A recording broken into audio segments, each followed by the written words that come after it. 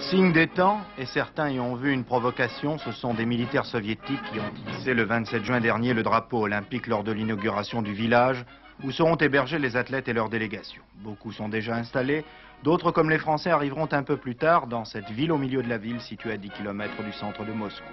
Les sportifs vivront ici dans 3540 appartements répartis dans ces immeubles de 16 ou de 18 étages. Signe des temps aussi, l'inauguration d'une église, d'un temple, d'une synagogue et d'une mosquée à l'intérieur du village. Il y a longtemps, très longtemps, que la religion n'avait pas été à pareille fête en Union soviétique. Ainsi, à 11 jours de l'ouverture officielle des Jeux, tout est fin prêt. C'est particulièrement vrai au niveau des installations sportives, notamment au stade Loujniki, où se déroulait le week-end dernier le mémorial Znamensky, une rencontre amicale qui a permis de vérifier que tout marchait bien, les tableaux d'affichage comme les chronomètres.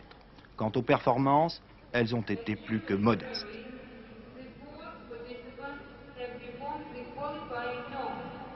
Mais c'est pas mal quand même.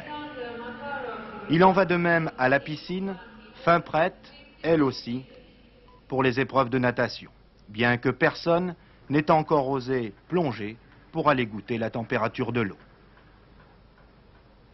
À la télévision, par contre, c'est le branle-bas de combat. Dans ces nouveaux locaux ultramodernes et équipés de matériel soviétique, français et américain, les techniciens vérifient et revérifient une deuxième fois que tout est en place et à la bonne place, ceci afin d'éviter à une charmante speakerine qu'elle n'ait au cours de ces jeux à s'excuser d'une interruption momentanée du son ou de l'image. Un travail de titan, les soviétiques émettront jour et nuit sur l'ensemble du monde. Mais l'aspect le plus étonnant de ces derniers préparatifs, c'est la ville elle-même. Une ville qui s'habille pour recevoir ses visiteurs, les employés municipaux parmi lesquels beaucoup de femmes ne savent plus où donner de la tête. Certains repeignent la signalisation des rues ou réparent la chaussée. D'autres, vous allez le voir, tondent le gazon ou plantent des arbres.